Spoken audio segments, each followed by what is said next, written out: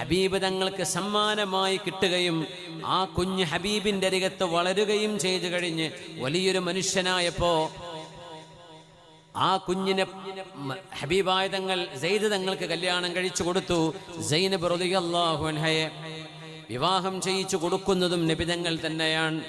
ഈ കുഞ്ഞ് ഹബീബിന്റെ അരികത്തേക്ക് വന്ന് ഹബീബിന്റെ കൂടെ ജീവിക്കാൻ തുടങ്ങിയപ്പോൾ, അതൊരു ചെറുപ്പക്കാരനാ, ഹബീബിന്റെ കൂടെ ജീവിക്കാൻ തുടങ്ങിയപ്പോ ഉമ്മയും വാപ്പയും തെരഞ്ഞു വന്നു, ഞങ്ങളുടെ മകൻ ഹബീബിന്റെ കൂടെ ജീവിച്ചിരിപ്പുണ്ട് എന്നവരറിഞ്ഞു.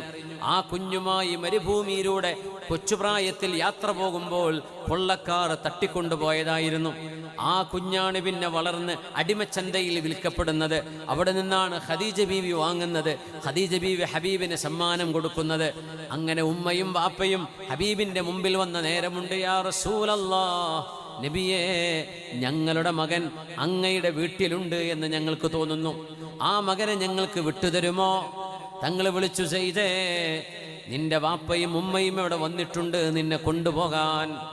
നബി തങ്ങൾ ചോദിച്ചു സെയ്ദ് എന്നവരോട്, സെയ്ദേ, നിന്റെ പിതാവിന്റെ കൂടെ ഉമ്മയുടെ കൂടെ നിങ്ങൾ പോകുന്നോ അതല്ല എൻ്റെ കൂടെ നിൽക്കുന്നോ നിങ്ങൾക്ക് തീരുമാനിക്കാം എന്ന് പറഞ്ഞ് വാപ്പയോട് സംസാരിക്കാൻ വിട്ടു. വാപ്പയും മോനും സംസാരിക്കുമ്പോൾ സെയ്ദ് തങ്ങൾ പറഞ്ഞു, ഉപ്പാ, എനിക്ക് നിങ്ങളെ കണ്ടതിൽ സന്തോഷമുണ്ട്, ഉമ്മയെ കണ്ടതിൽ സന്തോഷമുണ്ട്. നിങ്ങൾക്ക് എപ്പോൾ എന്നെ കാണണമെന്ന് തോന്നുന്നുണ്ടോ? ഞാൻ ഹബീബിന്റെ വീട്ടിൽ ജീവിക്കുമ്പോൾ എനിക്കതാണ് ഇഷ്ടം. ഈ റസൂലുള്ളാഹി തങ്ങൾക്ക് വഹി വരുന്നതും ജിബ്രീൽ തങ്ങൾ വരുന്നതും ഖുർആൻ ഇറങ്ങുന്നതും ഹബീബ് ഇൽമ പഠിപ്പിച്ചു തരുന്നതും ഇതെല്ലാം കണ്ടും കേട്ടും പഠിച്ചും ജീവിക്കാനാണ് ഉപ്പാ ഞാൻ ഇവിടെ ഇഷ്ടപ്പെടുന്നത്. അതുകൊണ്ട് ഹബീബിന്റെ കൂടെ ഞാൻ ജീവിച്ചോട്ടെ. നിങ്ങൾക്കെന്നെ കാണാൻ കൊതിയാകുമ്പോൾ ഇവിടെ വന്ന് കണ്ടേക്കാം, അല്ലെങ്കിൽ ഞാൻ നിങ്ങളെ വന്ന് കണ്ടേക്കാം. ഞാൻ ഹബീബിന്റെ കൂടെയാണ് ജീവിക്കാൻ ഇഷ്ടപ്പെടുന്നത് എന്ന് പറഞ്ഞ് ഹബീബിന്റെ കൂടെ ജീവിക്കാൻ തീരുമാനിച്ച മോനാണ് സെയ്ദ് ഇബ്നു ഹാരിസ റളിയല്ലാഹു അൻഹു. അപ്പോഴേക്കും മക്കക്കാരും മദീനക്കാരും ഹബീബായ നബി തങ്ങൾ വളർത്തുന്നു എന്നതിൻ്റെ പേരിൽ ഹബീബായ തങ്ങൾ പോറ്റി വളർത്തിയ മോനെ അവരെ വിളിക്കാറുണ്ടായിരുന്നത് സെയ്ദ് ഇബ്നു മുഹമ്മദിൻ, മുഹമ്മദ് നബിയുടെ മകൻ സെയ്ദ് എന്ന് പറയാൻ തുടങ്ങി. അപ്പോഴാണ് വിശുദ്ധ ഖുർആൻ പറയുന്നത്, ഉദ്ഉഹും ലിആബാഇഹിം. അങ്ങനെ ഒരു അഡോപ്ഷൻ, അങ്ങനെ ഒരു ദത്തുപുത്രനായി വളർത്തുന്ന സംവിധാനം ഇസ്ലാമിൽ ഇല്ലെന്നും അതിൻ്റെ പേരിൽ നിങ്ങളാരും യഥാർത്ഥ വാപ്പയുടെ പേര് പറയാതെ പോറ്റി വളർത്തിയ വാപ്പയിലേക്ക് നിങ്ങൾ ആ കുഞ്ഞിൻ്റെ പേര് ചേർത്തി പറയാൻ പാടില്ല. സെയ്ദ് ഇബ്നു മുഹമ്മദ് എന്നല്ല സല്ലല്ലാഹു അലൈഹി വസല്ലം, അത് സെയ്ദ് ഇബ്നു ഹാരിസയാണ്. ഹാരിസയുടെ മകൻ സെയ്ദാണ്. ആ കുഞ്ഞിൻ്റെ പിതൃത്വം ഹാരിസ തങ്ങൾക്ക് മാത്രമാണ്, കുഞ്ഞിൻ്റെ പിതാവല്ല നബി തങ്ങൾ. റസൂലുള്ളാഹി തങ്ങളെ കുറിച്ച് ഖുർആൻ തന്നെ പറഞ്ഞല്ലോ, വമാ മുഹമ്മദുൻ അബാ അഹദിൻ മിർ റിജാലികും വലാകിർ റസൂലുള്ളാഹി വഖാതമൻ നബിയ്യീൻ. പുണ്യനബി തങ്ങൾ നിങ്ങളിലെ ഒരു പുരുഷന്റെയും വാപ്പയല്ല. പുണ്യനബി തങ്ങൾക്ക് പുരുഷൻ എന്ന് പറയാവുന്ന പക്വമേറിയ ഒരു പ്രായത്തിലെത്തിയ ഒരാൺകുട്ടിയും നബി തങ്ങൾക്കുണ്ടായില്ലല്ലോ. 2 ആൺകുട്ടികളാണ്, അബ്ദുള്ള, ഖാസിം എന്ന് 3 മക്കൾ, ഇബ്രാഹിം എന്ന് പറയുന്ന 3 മക്കൾ ആൺകുട്ടികൾ നബി തങ്ങൾക്കുണ്ട്. അവരെല്ലാം 1 വയസ്സാകുമ്പോൾ വഫാത്തായവരാണ്. അതുകൊണ്ട് ഒരാണിൻ്റെ, ഒരു പുരുഷന്റെ വാപ്പയാണ് നബി തങ്ങൾ എന്ന് പറയാൻ കഴിയില്ല. വമാ മുഹമ്മദുൻ അബാ അഹദിൻ മിർ റിജാലികും, നിങ്ങളിലെ റജുല് എന്ന് പറയാവുന്ന, പുരുഷൻ എന്ന് പറയാവുന്ന ഒരാളിൻ്റെയും വാപ്പയല്ല നബി തങ്ങൾ. വലാകിർ റസൂലല്ലാഹ്, അവിടുന്ന് അല്ലാഹുവിൻ്റെ റസൂലാണ്. വഖാതമൻ നബിയ്യീൻ, പ്രവാചകന്മാരുടെ ഖാത്തിമാണ്, അന്ത്യ റസൂലാണ് നബി തങ്ങൾ എന്ന് ഖുർആൻ തീർത്തു പറഞ്ഞു. സെയ്ദ് എന്നവരുടെയും വാപ്പയല്ല. ഉദ്ഉഹും ലിആബാഇഹിം വമാ ജഅല അദ്ഇയാഅകും അബ്നാഅകും, നിങ്ങളുടെ പോറ്റുപുത്രന്മാരെ നിങ്ങളുടെ മക്കൾ എന്ന് നിങ്ങൾ വിളിക്കാൻ പാടില്ലെന്നും ഖുർആൻ പറഞ്ഞു. എന്തുകൊണ്ട്? ഒരു കുഞ്ഞിൻ്റെ പിതൃത്വം രേഖപ്പെടുത്തപ്പെടേണ്ടതാണ്. ആ ഒരു കുഞ്ഞിൻ്റെ പിതൃത്വം അതിൻ്റെ അവകാശികൾക്ക് മാത്രമുള്ളതാണ്. ഒരൊറ്റ വ്യത്യാസം വരുന്നത്, ഒരാൾ കല്യാണം കഴിച്ചിരിക്കെ തൻ്റെ ഭാര്യക്കെങ്ങാനും അവിഹിതമായ രീതിയിൽ ഗർഭമുണ്ടായാൽ, തൻ്റെ ഭർത്താവിൽ നിന്നല്ലാതെ ഗർഭധാരണമുണ്ടായാൽ, ഹബീബാ നബി തങ്ങൾ പറഞ്ഞു, അൽ വലദു ലിൽ ഫിറാഷ് വലിൽ ആഹിരി അൽ ഹജർ. ആരുടേതാണോ ആ വിരിപ്പ് എന്ന് പറഞ്ഞാൽ ആ പെണ്ണിന്റെ കൂടെ കിടക്കാനുള്ള അവകാശം ശരീഅത്ത് അംഗീകരിച്ചു കൊടുത്തത് ആർക്കാണോ ആ ഭർത്താവിൻ്റെതായിരിക്കും കുഞ്ഞ്. ആ കുഞ്ഞിന്റെ ബയോളജിക്കൽ ഫാദർ ഇയാളല്ല എന്നിരിക്കെ തന്നെ ആരാണ് പിതൃത്വം ആരെങ്കിലും അവകാശപ്പെട്ട് വരാതിരിക്കുമ്പോൾ, എൻ്റേതാണ് കുഞ്ഞ് എന്ന് പറഞ്ഞ് ഒരു പിതൃത്വത്തിൻ്റെ അവകാശവാദം ഇല്ലാതിരിക്കുമ്പോൾ ആ കുഞ്ഞിൻ്റെ പിതൃത്വം ഈ പെണ്ണിൻ്റെ ഭർത്താവിനായിരിക്കും ഉണ്ടാവുക എന്നും ശറഅ് പറഞ്ഞു. അതൊരു പക്ഷേ ഏതെങ്കിലും ഒരു DNA ടെസ്റ്റ് ചെയ്തു കഴിഞ്ഞാൽ ഇത് അദ്ദേഹമല്ല പിതാവെന്ന് തെളിയിക്കപ്പെടാൻ പറ്റുന്നതുമാണ്. ഒരു പക്ഷേ തെളിവുകളുടെ അടിസ്ഥാനത്തിൽ ഞാൻ ആ കുഞ്ഞിന്റെ പിതൃത്വം ഏറ്റെടുക്കില്ല എന്ന് പറയുകയാണെങ്കിൽ മാത്രമേ ആ ഭർത്താവിൽ നിന്ന് പിതൃത്വം ഇല്ലായ്മ ചെയ്യപ്പെടുകയുള്ളൂ. അല്ലാത്ത പക്ഷം ആരുടെ ഭാര്യയാണോ അവൾ ആരുമായിട്ട് വ്യഭിചരിച്ചാലും അവൾക്ക് ജനിക്കുന്ന കുഞ്ഞിന്റെ പിതൃത്വം അവളുടെ ഭർത്താവിനാണ് എന്ന് പറയുകയും വലിൽ ആഹിരി അൽ ഹജർ, ആരാണോ വ്യഭിചാരം ചെയ്തത് അവർക്ക് കല്ലിൻ്റെ ശിക്ഷയാണ് നൽകപ്പെടുന്നത്. അങ്ങനെ കുഞ്ഞിൻ്റെ പിതൃത്വം ആ പെണ്ണിൻ്റെ ഭർത്താവിനായിരിക്കും ഉണ്ടാവുക. കാരണം അയാളുടെ കസ്റ്റഡിയിലാണല്ലോ ആ പെണ്ണ് സുരക്ഷിതയായി ജീവിക്കുന്നത്. അതിൻ്റെ പേരിൽ അയാളാണല്ലോ അവളുടെ ഉത്തരവാദിത്വം ഏറ്റെടുക്കുന്നത്. ഇങ്ങനെ നോക്കിയാൽ ഒരു കുഞ്ഞിന് ജന്മം കൊള്ളുന്ന ഒരു കുഞ്ഞിന് പിതാവില്ലാത്ത അവസ്ഥ വരരുത്. മാതാപിതാക്കൾ അഡ്രസ്സില്ലാത്ത കുഞ്ഞുങ്ങൾ ലോകത്ത് ജനിക്കുന്നത് പ്രശ്നങ്ങൾ ഉണ്ടാക്കും. ലോകരാജ്യങ്ങളിൽ പ്രശ്നങ്ങൾ ഉണ്ടാക്കിക്കൊണ്ടിരിക്കുന്നുണ്ട്. പിതൃത്വമില്ലാത്ത മക്കൾ, ആരാണ് വാപ്പയെന്നറിയില്ല, ആരാണ് ഉമ്മയെന്നറിയില്ല, ഇട്ടേച്ചു പോകുന്ന ഉപേക്ഷിക്കപ്പെടുന്ന മക്കൾ. ഒരു മൊമൻ അഹ്യാഹാ ഫകഅന്നമാ അഹ്യന്നാസ ജമീആ. ഒരു ജീവൻ രക്ഷിച്ചു കഴിഞ്ഞാൽ ആ ജീവൻ രക്ഷിക്കുന്നത് ലോക മനുഷ്യരുടെ ജീവനുകൾ രക്ഷിച്ചതിന് തുല്യമാണ്. ആരെങ്കിലും ഒരു കുഞ്ഞിന്റെ ജീവൻ അപായപ്പെടാൻ കാരണമായാൽ ലോക മനുഷ്യരുടെ ജീവൻ അപായപ്പെടുത്തിയതുപോലെയാണതെന്നും പരിശുദ്ധമായ ഖുർആൻ. റസൂലുള്ളാഹി സ്വല്ലല്ലാഹു അലൈഹി വസല്ലം തങ്ങളുടെ മുമ്പിൽ വന്നിട്ട് ഒരാൾ വന്ന് പറഞ്ഞു, വുലിദലി ഗുലാമുൻ അസ്വദു, നബിയേ എനിക്കൊരു കറുത്ത കുട്ടി ജനിച്ചു നബിയേ. ഈ പറയുന്ന സ്വഹാബി വെളുവെളുത്ത സ്വഹാബിയാണ്. വുലിദലി ഗുലാമുൻ അസ്വദു, എനിക്കൊരു കറുത്ത കുഞ്ഞു ജനിച്ചു നബിയേ. ആ പറയുമ്പോൾ ആ പിതാവ് പറയാതെ പറയുന്നത് ഇതെന്റെ കുഞ്ഞാണോ, എനിക്ക് സംശയമുണ്ട് എന്നാണ് ആ പറയുന്നത്. വുലിദലി ഗുലാമുൻ അസ്വദു. ആ ഹദീസിൽ നബി തങ്ങൾ പറഞ്ഞു, ഫലഅല്ല ഇബ്നക ഹാദാ നസഅഹു ഇർഖുൻ ഫഖറജ ലിജദ്ദിൻ ഖദീമിൻ മിൻ അജ്ദാദിഹി. ഈ കുട്ടിയുടെ വല്ലിപ്പമാരിൽ നിന്റെ വാപ്പയുടെ വാപ്പയുടെ വാപ്പമാർ, ഈ കുഞ്ഞിന്റെ ഉമ്മയുടെ വാപ്പയും അവരുടെ വാപ്പമാരും അവരുടെ പരമ്പരയിൽ എവിടെയെങ്കിലും കറുത്തവരുണ്ടാകില്ലേ? കറുത്ത നിറമുള്ളവർ ഉണ്ടായി ഇല്ല എന്ന് പറയാൻ പറ്റുമോ? ഉണ്ടാകാം നബിയെ.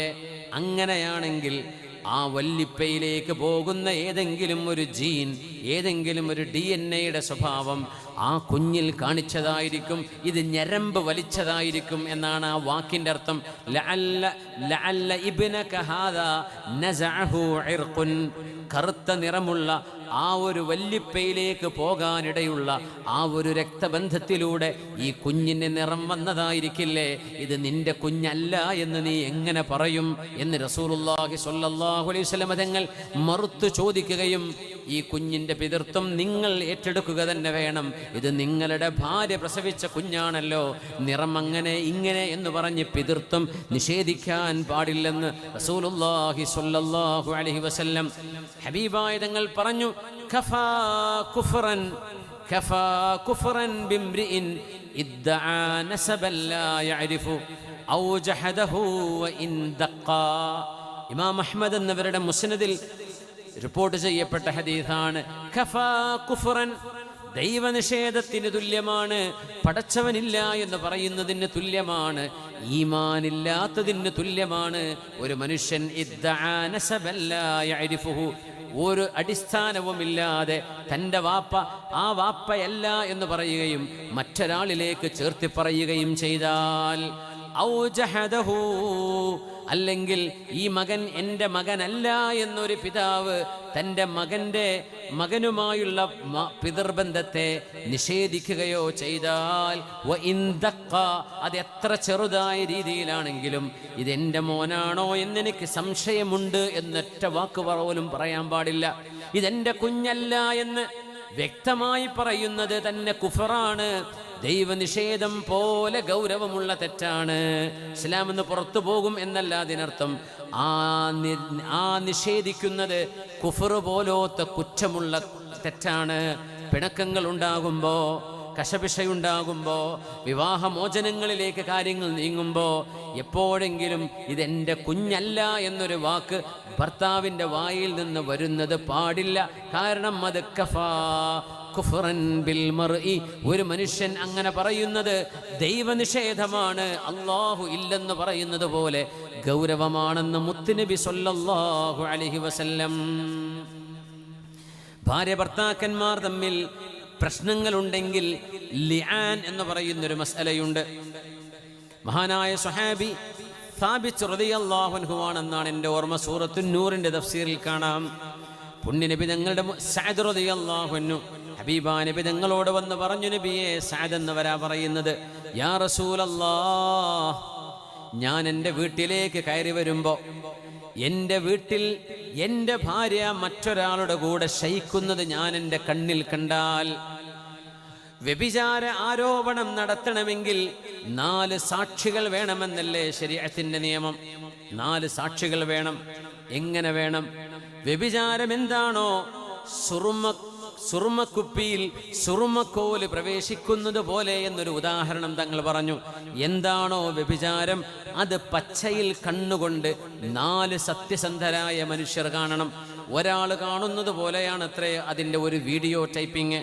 ഒരാൾ കാണുന്ന സാക്ഷിയെ ഒരു വീഡിയോ ആകുന്നുള്ളൂ. 4 പേര് വേണമെന്നാണ് ശരീഅത്തിന്റെ നിയമം.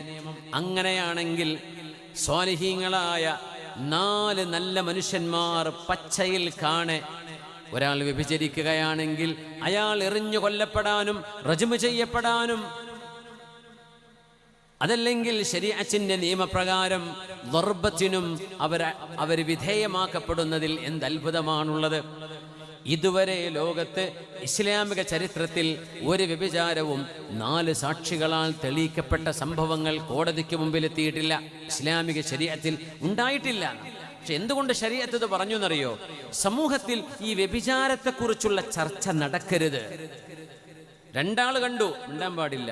3 ആൾ കണ്ടു, അവർ 3 പേര് വന്ന് കോടതിയിൽ പരാതി പറഞ്ഞാൽ 80 ജൽദ, അവരുടെ പുറത്ത് 80 അടിക്കപ്പെടുമെന്നാണ്. 4 സാക്ഷികളില്ലാതെ മിണ്ടാൻ പാടില്ല. ആ 4 സാക്ഷികൾ ഒരുത്തൻ കള്ളുകൂടിയാണെന്ന് വിചാരിക്കുക, തീർന്നു. പിന്നെ 3 ആളേ ഉള്ളൂ. 4 സത്യസന്ധന്മാർ എങ്ങനെ കാണണം? അവരൊരുമിച്ച് പോകുന്നത് കണ്ടു, അവർ റൂമിൽ നിന്ന് കയറിയിറങ്ങുന്നത് കണ്ടു. ഇതൊന്നും അതിന് തെളിവല്ലെന്നാണ്. അങ്ങനെ കാണപ്പെടുന്ന സംഭവങ്ങൾ എവിടുന്ന് കിട്ടാനാ? അതെ, എന്തിന് ശറഅ് പറയുന്നു എന്നറിയോ? വ്യഭിചാരം പോലെയുള്ള വിഷയങ്ങൾ സമൂഹത്തിൽ ചർച്ച ചെയ്യരുത്. അതുകൊണ്ട് ഒരു പോസിറ്റീവായ കാര്യം കിട്ടുന്നില്ല, ആർക്കെങ്കിലും വല്ല ഉപകാരം കിട്ടുന്നുണ്ട്. അതുകൊണ്ട് മോശപ്പെട്ട ചിന്തകൾ തലയിൽ കയറുക എന്നതിനപ്പുറം, അതുകൊണ്ട് ശരീഅത്ത് ആ ചർച്ചയെ തന്നെ മൂടിവെക്കാൻ ശരീഅത്തെടുത്ത തീരുമാനമാണത്രേ ഈ 4 സാക്ഷികളുടെ വിഷയം. അല്ലെങ്കിൽ മിണ്ടാൻ പാടില്ല എന്നാണ്. സഅദ് തങ്ങൾ പറയാം, ആ ആയത്തിറങ്ങിയപ്പോ സഅദ് റളിയല്ലാഹു അൻഹു പറഞ്ഞു, പൊന്നാര നബിയേ, ഇത് എന്തോ ഒരു നിയമമാണ്. ഈ നിയമം അംഗീകരിക്കുന്നതിന് പ്രയാസമുണ്ടായതിൻ്റെ പേരിലല്ല. പക്ഷേ ഞാനൊന്നിതിൻ്റെ വസ്തുതയെ ഒന്ന് വിവരണം ചെയ്തോട്ടെ നബിയേ. അങ്ങൊന്ന് സങ്കല്പിക്കുക, ഞാൻ എൻ്റെ വീട്ടിലേക്ക് കയറി വരുമ്പോൾ എൻ്റെ വീട്ടിലെ പെണ്ണ് വ്യഭിചരിക്കുകയാണ് എന്ന് ഞാൻ എൻ്റെ കണ്ണുകൊണ്ട് കാണുകയും ആ വിഷയം 3 സാക്ഷികളെ കൂടെ കൊണ്ടുവരാൻ ഞാൻ അവിടെ നിന്ന് ഓടിച്ചെന്നിട്ട് 3 ആളെയും കൂടെ വലിച്ചു കൊണ്ടുവന്ന് അവരെ കാണിച്ചു കൊടുത്തതിന് ശേഷമാണോ നബിയേ ഞാൻ ഈ വിഷയത്തിൽ ഇടപെടേണ്ടത്? ഞാനത് നോക്കിയില്ലെങ്കിൽ എനിക്ക് അടികിട്ടുമെന്നല്ലേ ഈ പറയുന്നത്? എന്ത് ന്യായമാണ് നബിയേ ഇത് എങ്ങനെ സാധ്യമാകുമെന്ന് ഹബീബിന്റെ മുമ്പിൽ വന്ന് മഹാനായ സഅദ് റളിയല്ലാഹു അൻഹു ബോധിപ്പിക്കുകയാണ്. അപ്പോഴാണ് വിശുദ്ധ ഖുർആനിന്റെ ആയത്തിറങ്ങുന്നത്. വല്ലദീന യർമൂന അസ്വാജഹും വലം യകുൽ ലഹും ശുഹദാഉ ഇല്ലാ അൻഫുസുഹും ഫശഹാദതു അഹദിഹിം അർബഉ ഷഹാദാതിൻ ബില്ലാഹി ഇന്നഹു ലമിനസ് സ്വാദിഖീൻ. സഅദ് റളിയല്ലാഹു അൻഹു പറഞ്ഞപ്പോൾ നബി തങ്ങൾ പറഞ്ഞു, സഅദേ, 4 സാക്ഷികളില്ലാതെ നിങ്ങളിത് പറയുകയാണെങ്കിൽ ഹദ്ദുൻ ഫീ ളുഹ്രിക്, നിങ്ങളുടെ പുറത്ത് ചാട്ടവാറുകൊണ്ട് 80 അടി അടിക്കപ്പെടും, അത് നിങ്ങളുടെ ഭാര്യയാണെങ്കിലും. അപ്പൊ സഅദ് തങ്ങൾ പറഞ്ഞു, നബിയേ, എന്താണ് ഈ പറയുന്നത്? 4 സാക്ഷികൾക്ക് ഞാൻ എൻ്റെ ഭാര്യയുടെ ചീത്ത പ്രവൃത്തി കാണിച്ചു കൊടുക്കാൻ ഞാൻ പോവുകയാണോ ചെയ്യേണ്ടത്? അതല്ല, ഞാൻ അവിടെ ഇടപെടുകയാണോ വേണ്ടത്? പുന്നാരി നബി തങ്ങൾ പറഞ്ഞു, സഅദേ, അള്ളാഹുവിൻ്റെ വഹി വരട്ടെ, എനിക്കതിൽ എൻ്റെ ഇഷ്ടം പറയാൻ കഴിയില്ല, അള്ളാഹു നിയമമിറക്കി തരട്ടെ, ഇവിടെ കാത്തിരിക്കുക എന്ന് പറഞ്ഞു. നസലൽ അമീനു ജിബ്രീലു അലൈഹിസ്സലാം, ജിബ്രീൽ തങ്ങൾ ഇറങ്ങി വന്നു, നബി തങ്ങൾക്ക് വഹി വന്നു. സൂറത്തുന്നൂറിലെ 4-ാമത്തെയും 5-ാമത്തെയും 6-ാമത്തെയും 7-ാമത്തെയും 8-ാമത്തെയും 9-ാമത്തെ ആയത്ത് വരെ, ആ 9-ാമത്തെ ആയത്ത് വരെ ഇറങ്ങുന്നത് ഈ ചോദ്യവും ഈ സംഭവവും നടന്നതിൻ്റെ പിന്നിലാണ്. ആയത്തിൻ്റെ അർത്ഥം പറയാം. ബിസ്മില്ലാഹിർ റഹ്മാനിർ റഹീം. വല്ലദീന യർമൂന അസ്വാജഹും, സ്വന്തം ഭാര്യയെക്കുറിച്ച് വ്യഭിചാര ആരോപണം പറയേണ്ടി വരുന്ന ചില ആളുകൾ, അത്തരം സാഹചര്യങ്ങൾ അവർ കണ്ണിൽ കണ്ടു, അല്ലെങ്കിൽ അവരതിന് സാക്ഷികളാണ്. വലം യകുൽ ലഹും ശുഹദാഉ ഇല്ലാ അൻഫുസുഹും, അവർക്ക് അവരെന്ന ഒരാളല്ലാതെ മറ്റു സാക്ഷികൾ കൂടെ വിസ്തരിക്കാൻ അവർക്കില്ലതാനും, അവർ മാത്രമേ കണ്ടിട്ടുള്ളൂ. ആ ഭർത്താവ് എന്താണ് ചെയ്യേണ്ടത്? ഫശഹാദതു അഹദിഹിം, ഭാര്യയും ഭർത്താവും അള്ളാഹുവിൻ്റെ പേര് വെച്ച് അവിടെ സത്യം ചെയ്യുകയാണ് വേണ്ടത്. സാക്ഷിയില്ലല്ലോ, ഭാര്യയും ഭർത്താവും സത്യം ചെയ്യണം. അതിനാണ് ലിആൻ എന്ന് പറയുന്നത്. ലിആൻ ചെയ്തു കഴിഞ്ഞാൽ 2 പേരും ത്വലാഖ് സംഭവിച്ചു, 2 പേരും പിരിഞ്ഞു പോകണം, പിന്നെ ഒരുമിച്ച് ജീവിക്കാൻ കഴിയില്ല. ലിആനിന്റെ നിയമം പറയുന്നു, ഫശഹാദതു അഹദിഹിം അർബഉ ഷഹാദാതിൻ ബില്ലാഹ് ഇന്നഹു ലമിനസ് സ്വാദിഖീൻ. 4 തവണ ഭർത്താവ് പറയണം, വല്ലാഹി, അള്ളാഹുവിനെ തന്നെയാണ് സത്യം, ഞാൻ എൻ്റെ ഭാര്യ വ്യഭിചരിക്കുന്നത് കണ്ടു. വല്ലാഹി വല്ലാഹി വല്ലാഹി എന്ന് പറഞ്ഞ അള്ളാഹിന്റെ നാമം വെച്ചുകൊണ്ട് 4 പ്രാവശ്യം സത്യം ചെയ്യണം. 5-ാമത്തേത് വൽ ഖാമിസത അന്ന ലഅനതല്ലാഹി അലൈഹി ഇൻ കാന മിനൽ കാദിബീൻ, ഞാൻ പറയുന്നത് നുണയാണെങ്കിൽ അള്ളാഹുവിനെ സത്യം ചെയ്ത് പറയട്ടെ, എൻ്റെ മേൽ അള്ളാഹുവിൻ്റെ ശാപം ഇറങ്ങട്ടെ എന്ന് ഭർത്താവ് 5 സാക്ഷ്യം പറയണം. ഇവിടെ 4 സാക്ഷികൾക്ക് പകരം 4 സാക്ഷ്യം ഇയാൾ പറയണം. 5-ാമത്തേത്, ഞാൻ പറയുന്നത് നുണയാണെങ്കിൽ അള്ളാഹിന്റെ ശാപം എൻ്റെ മേൽ ഉണ്ടാകട്ടെ എന്ന് പറയണം. ഇത് പറയുമ്പോൾ ഒരു പെണ്ണ് തൻ്റെ ഭാര്യ അത് സമ്മതിക്കുകയാണെങ്കിൽ ആ പെണ്ണിൽ ശിക്ഷ നടപ്പാക്കപ്പെടും. വയദ്റഉ അൻഹൽ അദാബ്, ആ പെണ്ണ് ശിക്ഷിക്കപ്പെടാതെ രക്ഷപ്പെടണം എന്ന് അവിടെ അവൾക്ക് തീരുമാനമുണ്ടെങ്കിൽ അവൾക്ക് പറയാം, അൻ തശ്ഹദ 4 ഷഹാദാതിൻ ബില്ലാഹി ഇന്നഹു ലമിനൽ കാദിബീൻ, അള്ളാഹനെ തന്നെയാണ് സത്യം, അള്ളാഹനെ തന്നെയാണ് സത്യം, വല്ലാഹി വല്ലാഹി എന്ന് 4 തവണ പറഞ്ഞ് എൻ്റെ ഭർത്താവ് പറയുന്നത് നുണയാണ് എന്നവൾ സത്യം ചെയ്ത് പറയണം. വൽ ഖാമിസത, 5-ാമത്തേത് അവൾ പറയണം, അന്ന ഗളബല്ലാഹി അലൈഹാ ഇൻ കാന മിനസ് സ്വാദിഖീൻ, തൻ്റെ ഭർത്താവ് പറയുന്ന ആരോപണം ശരിയാണെങ്കിൽ എൻ്റെ മേൽ അള്ളാഹിന്റെ കോപം ഇറങ്ങട്ടെ എന്നും അവൾ പറയണം. ഇത് പറഞ്ഞു കഴിഞ്ഞാൽ അവിടെ ശിക്ഷ നടപ്പാക്കപ്പെടാൻ ഒരു നിലക്കും സാധ്യമല്ല. ഹബീബിന്റെ മുമ്പിൽ ഈ വിഷയം വന്നു. ആ വിഷയം വന്നപ്പോൾ നബി തങ്ങൾ പറഞ്ഞു, അവൾ പ്രസവിക്കട്ടെ, അവൾ പ്രസവിച്ചു നോക്കട്ടെ. പ്രസവിച്ചു നോക്കിയിട്ട് ആ കുഞ്ഞിൻ്റെ കാല് വണ്ണമുള്ള ഉരുണ്ട കാലും ചുരുളൻ മുടിയും ഇരുണ്ട തവിട്ട് നിറമുള്ള സ്കിൻ കളറുമാണ് ആ കുഞ്ഞിൻ്റേതെങ്കിൽ ഈ പെണ്ണ് പറഞ്ഞത് നുണയാണ് എന്ന് അള്ളാഹു ബോധ്യപ്പെടുത്തും. അല്ലെങ്കിൽ ഇവൾ പറഞ്ഞത് സത്യം തന്നെയാണ്. ഭർത്താവ് ആരോപണം ഉന്നയിച്ചു, പെണ്ണ് പറഞ്ഞു വല്ലാഹി ഞാനത് ചെയ്തിട്ടില്ല എന്ന് പറഞ്ഞു ഹബീബിന്റെ മുമ്പിൽ. കുഞ്ഞ് ജനിച്ചു നോക്കുമ്പോൾ തങ്ങൾ പറഞ്ഞതുപോലെയുള്ള സ്വഭാവം. കാരണം ആരെക്കുറിച്ചാണോ വ്യഭിചാരാരോപണം നടത്തിയത് ആ മനുഷ്യന്റെ ശരീരപ്രകൃതം അങ്ങനെയായിരുന്നു. പുണ്യനബി പറഞ്ഞു, അള്ളാന്റെ നിയമം ഈ ലോകത്ത് നടപ്പാക്കപ്പെടാൻ അള്ളാഹു നിശ്ചയിച്ച ചില പരിധികളുണ്ട്. ആ പരിധിയിൽ എനിക്ക് ഇവളെ ശിക്ഷിക്കാൻ പറ്റൂല. ഞാൻ അറിയുന്ന തെളിവ് പ്രകാരം അവൾ തെറ്റ് ചെയ്തിട്ടുണ്ട് എന്ന് ഉറപ്പാണ്. പക്ഷെ അവൾ ലിആൻ എന്ന് പറയുന്ന ലഅനത്തുണ്ടാകട്ടെ, എൻ്റെ മേൽ അള്ളാന്റെ ഗളബും ദേഷ്യവും ഉണ്ടാകട്ടെ എന്ന് സത്യം ചെയ്ത് പറഞ്ഞു കഴിഞ്ഞതിനാൽ എനിക്കവളെ ശിക്ഷിക്കാൻ കഴിയില്ല. ബാക്കി ആഖിറത്തിലാണ് നടക്കുന്നത്. ദുന്യാവിൽ അവളുടെ മേൽ ശിക്ഷിക്കുക എനിക്ക് സാധ്യമല്ലെന്ന് റസൂലുള്ളാഹി തങ്ങൾ പറഞ്ഞു സ്വല്ലല്ലാഹു അലൈഹി വസല്ലം. ഇനി ഹദീസിലേക്ക് വരാം.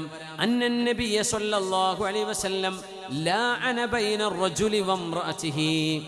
ഒരു പെണ്ണിന്റെയും ആണിന്റെയും ഇടയിൽ ലിആനിന്റെ നിയമം നബി തങ്ങൾ നടപ്പാക്കി. ഫൻസഫാ മിൻ വലദിഹാ. ഭർത്താവ് പറഞ്ഞു, നബിയേ, ആ പെണ്ണ് പ്രസവിക്കാൻ പോകുന്ന പെണ്ണ്, ആ കുഞ്ഞ് എൻ്റെ കുഞ്ഞല്ല എന്ന് പറഞ്ഞപ്പോ ഫഫറഖ ബൈനഹുമാ വഅൽഹഖൽ വലദ ബിൽ മർഅ. ആ കുഞ്ഞിനെ പെണ്ണിനോട് ഏറ്റെടുക്കാൻ വേണ്ടി പറയുകയും രണ്ടുപേരെയും എന്നേക്കുമായി പിരിച്ചു കളയുകയും ചെയ്തു നബി തങ്ങൾ സ്വല്ലല്ലാഹു അലൈഹി വസല്ലം. റവാഹുൽ ബുഖാരി വ മുസ്ലിം. സ്വഹീഹുൽ ബുഖാരിയിലും മുസ്ലിമിലും ഹദീസാണിത്. ആ കുഞ്ഞിന്റെ പിതൃത്വം പിതാവ് നിഷേധിക്കുകയാണെങ്കിൽ അതിനവിടെ തെളിവുമുണ്ടായിരുന്നു.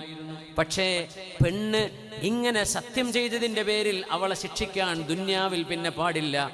ആ കുഞ്ഞിൻ്റെ പിതൃത്വം അയാൾ നിഷേധിച്ചപ്പോൾ ആ കുഞ്ഞിൻ്റെ ഉത്തരവാദിത്വം പെണ്ണിനെ, ഉമ്മയെ നബി അള്ളാഹുവിൻ്റെ റസൂല് ഏൽപ്പിച്ചുവെന്ന് മഹാനായ റസൂലുള്ളാഹി സ്വല്ലല്ലാഹു അലൈഹി വസല്ലം ഹബീബിൻ്റെ ഹദീസാണിത്.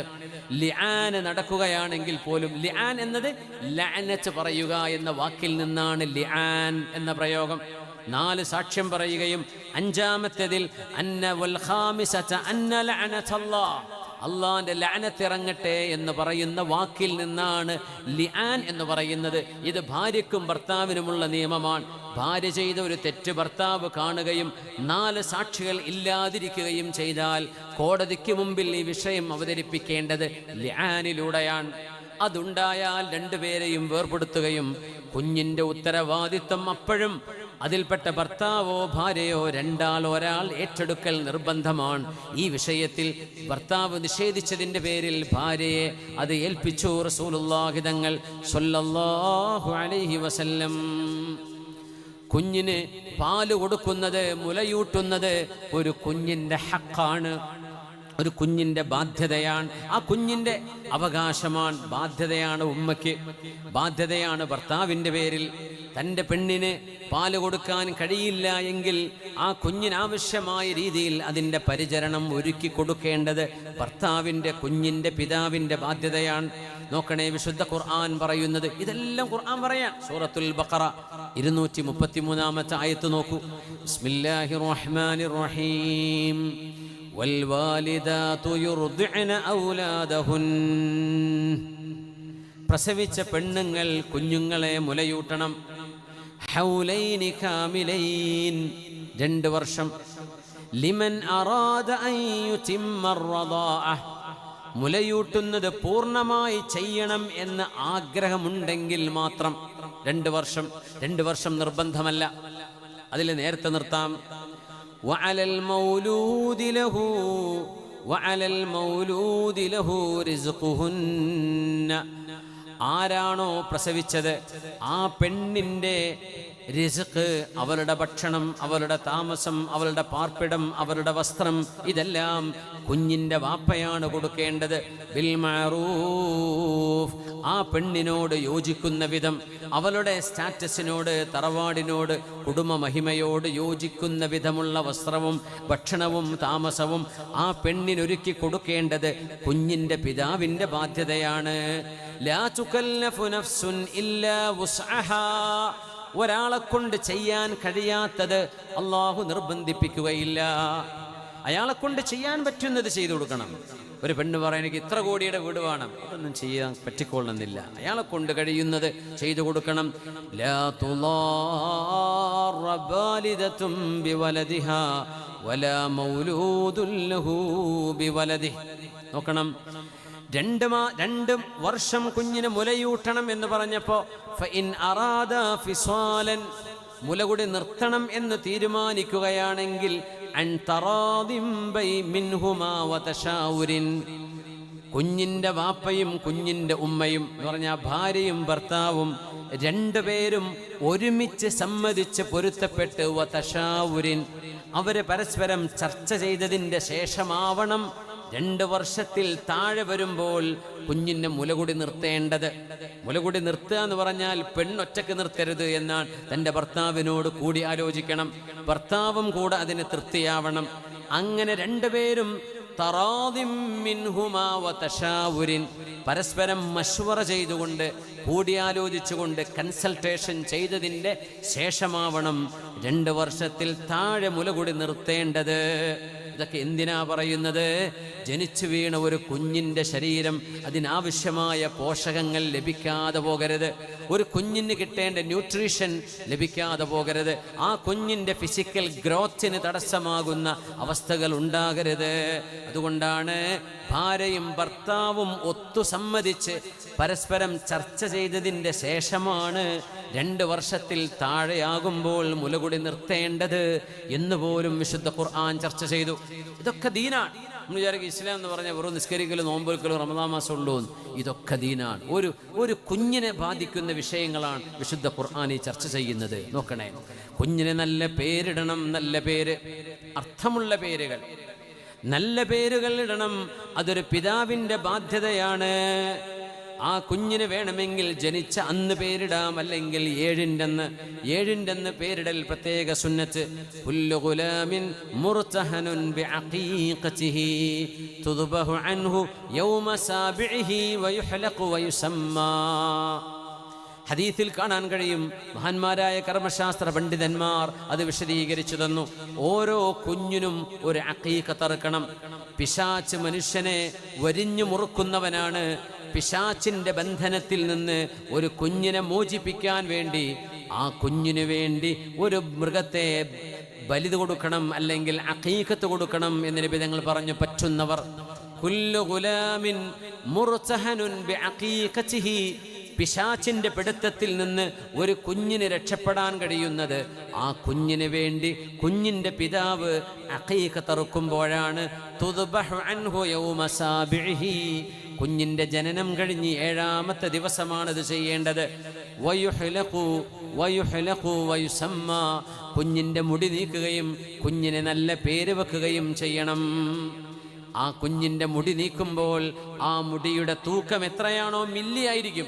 ആ മില്ലിക്കണക്കിനാണെങ്കിലും അതിൻ്റെ തൂക്കത്തിനളവ് സ്വർണമോ വെള്ളിയോ പറ്റുന്നവർ ദാനം ചെയ്യലും പ്രത്യേകമായ സുന്നത്താണെന്ന് പരിശുദ്ധ റസൂൽ സ്വല്ലല്ലാഹു അലൈഹി വസല്ലം. നമ്മുടെ പരിപാടിയുടെ വിജയത്തിന് വേണ്ടി നമ്മളൊക്കെ കഴിയുന്ന സഹായം ചെയ്യണേ, എല്ലാവരും സഹായിക്കണം. നമ്മളൊരു ചെറിയ ഈത്തപ്പഴം, നമ്മുടെ സുക്കരി ഈത്തപ്പഴം, ഇവിടെ ഈത്തപ്പഴല്ലേ, മാഷാ അല്ലാഹ്, നമ്മുടെ ചേലേമ്പ്ര പാടം പൊറ്റമ്മൽ ശംസുലുലമ മദ്രസ, അതിന് സ്ഥലം വാങ്ങിക്കണം. അതിനു വേണ്ടി 100 രൂപ ആണതിന് കോസ്റ്റ് പറയുന്നത്. നിങ്ങൾ എന്ത് ചെയ്യുക, കഴിയുന്നൊരു സഹായം, 100ൽ കുറയരുത്. ഒരു 250 ആൾക്കെങ്ങനെ 400 ആൾക്ക് എത്രയുള്ളത്, എത്രയുള്ളത് 500 ആൾക്കുള്ളുണ്ട്. അത്രയേ ഉള്ളൂ. അതെന്ത് ചെയ്യുക, എല്ലാവരും ഒന്ന്, ഇത് നമ്മുടെ മദ്രസക്ക് സ്ഥലം വാങ്ങിക്കാനാണ്. അതിൻ്റെ പേര് നിങ്ങൾക്കൊരു സമ്മാനമായി ഒരു സ്വതക്ക നിങ്ങൾ നൽകുകയുമായി നമ്മുടെ സംഘാടകർ ഇതിൻ്റെ കൂട്ടത്തിൽ തന്നെ കൊണ്ടുവരും. അത് കൊണ്ടുവരുമ്പോൾ നിങ്ങളൊക്കെ എന്ത് ചെയ്യണം, അത് സ്വീകരിക്കണം, അത് നിങ്ങൾ വാങ്ങിക്കണം എന്ന് പ്രത്യേകം ഉണർത്തുകയാണ്. ഒന്ന് എഴുന്നേറ്റ് ചൊല്ലി സ്വലാത്ത് ചൊല്ലിയിരുന്നാലോ ഇൻഷാ അല്ലാഹ്. ഒരു 40 മിനിറ്റ് കൂടെ ഞാൻ പറഞ്ഞു നിർത്തും ഇൻഷാ അല്ലാഹ്. സ്വല്ലു അലൻ നബി മുഹമ്മദിൻ വ ആലി. അല്ലാഹുമ്മ സ്വല്ലി അലാ سيدنا محمد وعلى آل سيدنا محمد وبارك وسلم عليه. اللهم صل على سيدنا محمد وعلى آل سيدنا محمد وبارك وسلم عليه. اللهم صل على سيدنا محمد وعلى آل سيدنا محمد وبارك وسلم عليه. ഇരിക്കണേ ജസാക്കുമുല്ലാഹ് ഖൈർ. നമ്മുടെ ഈത്തപ്പഴൻ്റെ ഇടയ്ക്ക് കൊണ്ടുവരെ നിങ്ങളത് വാങ്ങിക്കണേ, മറന്നു പോകരുത്. റസൂലുള്ളാഹി തങ്ങൾ പറഞ്ഞു, കുല്ലു ഗുലാമിൻ മുർതഹനും ബിഅഖീഖതിഹി. വാപ്പക്കത് അറുക്കാൻ പറ്റിയില്ല എങ്കിൽ മക്കൾ വലുതായാൽ അവരുടെ അഖീഖത്ത് അവർക്ക് പോലും അറുക്കാൻ പറ്റുമെന്നാണ്. 7 അറുക്കുക ഇല്ലേ, അതിനുശേഷം എപ്പോഴാണോ സാധിക്കുന്നത് വൈകാതെ തന്നെ അത് ചെയ്തുകൊള്ളുക. ആടാണെങ്കിൽ ഏറ്റവും ഉത്തമമായത്, പൂർണ്ണമായത്, ഒരു ആൺകുട്ടിക്ക് 2 ആടും ഒരു പെൺകുട്ടിക്ക് 1 ആടും. കന്നാണെങ്കിൽ 2 പേർക്കും ഓരോന്ന്. നോക്കണം, ഒരാളെ കൊണ്ട് കഴിയുന്നത് ചെയ്താൽ മതി. നമ്മൾ നാട്ടിലൊക്കെ ഒരു മത്സരിക്കുന്ന സ്വഭാവമുണ്ട്. 400 കിലോൻ്റെ 400 കിൻഡലാണ് ഞങ്ങൾ ഇറച്ചി വാരി കൊടുത്തത്. എന്തിനാണ് ഈ മേനിയൊക്കെ പറയുന്നത്? നമ്മളെ കൊണ്ട് പറ്റുന്നത് ചെയ്യാം. ആ അഖീഖത്ത് വാങ്ങുന്നതോ ബാങ്കിൽ നിന്ന് കൊണ്ടം വെച്ചിട്ട് പലിശക്കെടുത്തിട്ട് എന്ത് കാര്യം? അതുകൊണ്ട് ഒരു ഇബാദത്ത് ചെയ്യാനാണ് പോയി ചെയ്യുന്നത്. അവനവനെ കൊണ്ട് എന്നാണോ പറ്റുന്നത് അന്ന് ചെയ്താൽ മതി. അതുകൊണ്ടൊന്നും ഒരു മാനക്കേടും ഒരപമാനവും ആർക്കും വരുന്നില്ല. അവനവന് കഴിയുന്നതല്ലേ. ലാ തുകല്ലഫു നഫ്സുൻ ഇല്ലാ വുസ്അഹ ലാ യുകല്ലിഫുല്ലാഹു നഫ്സൻ ഇല്ലാ വുസ്അഹ. ഇങ്ങനെയൊക്കെ അല്ലാഹ് പറയുന്നത് എന്തിനാണെന്നറിയോ? നമ്മളെ കൊണ്ട് കഴിയുന്നത് ചെയ്താൽ മതി. ആ ചെയ്യുമ്പോഴേ ഒരു മേനി പറയാനായി പോകരുത്. ഒരിക്കലും മഹിമ പറയാ, ഞങ്ങളെ വീട്ടുകാര്, ഞങ്ങളുടെ തറവാട്ടുകാര് അത്ര കഴിവുള്ളവരാ, ഇത്ര കഴിവുള്ളവരാ. അതൊക്കെ എന്തായാലും നാട്ടുകാർക്കൊക്കെ അറിയാം നമ്മുടെ കഴിവ് എത്രയാന്നല്ലേ. നമുക്ക് എന്തുണ്ട്, നമ്മൾ എന്ത് കാണിച്ചു കൂട്ടിയാലും അതെന്താണെന്ന് ആൾക്കാർക്ക് അറിയാം. പിന്നെ എന്തിനാ കാണിച്ചു കൂട്ടുന്നത്? അതുകൊണ്ട് പറ്റുന്നവർ പറ്റുന്ന സമയത്ത് ചെയ്യാം. കഴിവുണ്ടോ? കുഞ്ഞിൻ്റെ ജനിച്ച് 7ൻ്റെ അന്നാണ് അതിൻ്റെ സുന്നത്ത്. കുഞ്ഞിൻ്റെ ജനനം കഴിഞ്ഞ് 7ാമത്തെ ദിവസം, അതാണ് അതിൻ്റെ സമയം, അഫ്ളലായ സമയം. എപ്പോഴും ചെയ്യാം, അതിൻ്റെ അഫ്ളൽ അങ്ങനെയാണ്. എന്നിട്ട് ഏറ്റവും നല്ല പേര് വെക്കണം.